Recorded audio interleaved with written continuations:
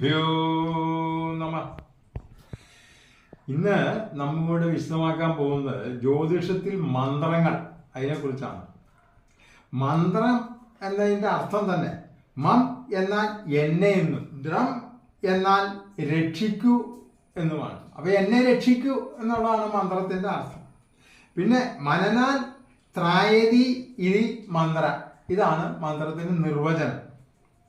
ജപിക്കുന്ന മന്ത്രത്തിന്റെ ശബ്ദം കൊണ്ട് മനസ്സിന് ഏകാഗ്രതയും അതുമൂലം ശാന്തിയും ലഭിക്കുന്നു. നിരന്തരമായ ജപം കൊണ്ട് അന്ധകരണം പവിത്രമാകുന്നു. ആത്മാവ് നമ്മിൽ സ്വയം പ്രകാശിക്കും.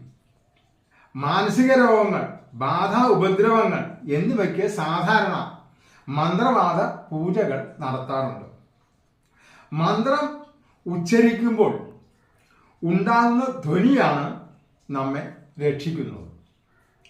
മന്ത്രിച്ചുകൊണ്ട് പൂജാരി ക്രിയകൾ ചെയ്യുന്നത് കൊണ്ടാണ് മന്ത്രം എന്ന് വിളിക്കുന്നത്. മന്ത്രിക്കുക എന്നാൽ ചെറിയ ശബ്ദത്തിൽ ഉരുവിടുക എന്നാണ്.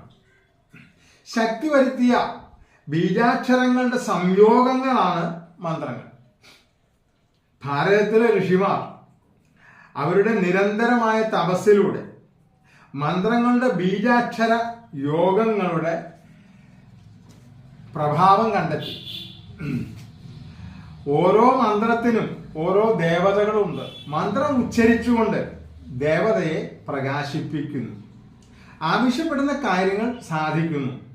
രോഗം മാറ്റാൻ, ബാധകൾ മാറ്റാൻ ആവശ്യപ്പെടുന്നു. അത് സാക്ഷാത്കരിക്കപ്പെടുകയും ചെയ്യുന്നു.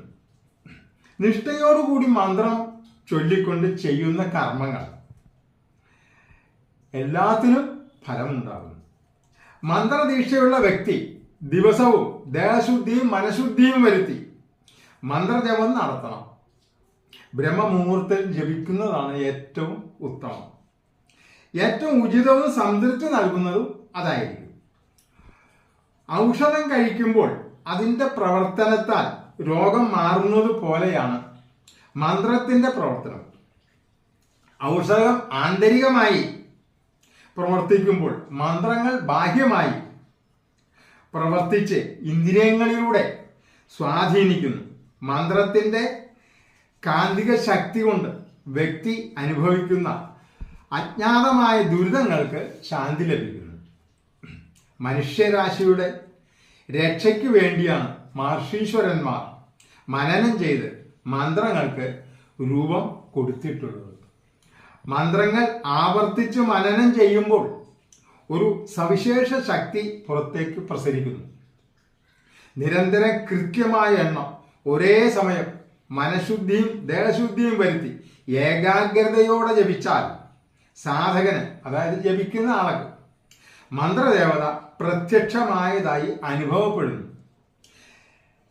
ദേവത സാധകന്റെ അഭ്യുതകാംക്ഷിയായും ഗുണദാതാവായും പ്രവർത്തിക്കും. അങ്ങനെ സാധകൻ നിർദ്ദേശിക്കുന്ന ദുഃഖിതന്റെ സംരക്ഷകനായി മാറുന്നു. അജ്ഞാതമായ കാരണങ്ങളാൽ ഡോക്ടർമാർക്ക് പോലും കണ്ടുപിടിക്കാൻ പറ്റാത്ത രോഗങ്ങൾ വരെ അങ്ങനെ മാറ്റിയെടുക്കാൻ മന്ത്രങ്ങൾക്ക് സാധിക്കുന്നു.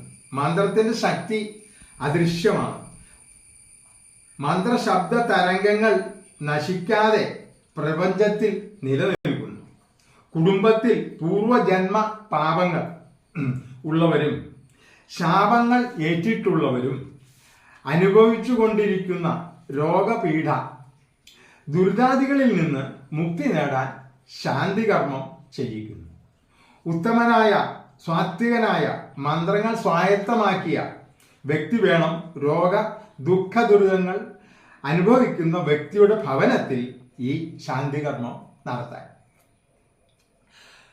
പാപജന്യ രോഗങ്ങൾ ഔഷധങ്ങൾക്ക് വഴങ്ങുന്നില്ലെന്ന് കാണുമ്പോൾ പരിഹാര കർമ്മം കൊണ്ട് നേരിടാൻ ഒരുങ്ങുന്നു.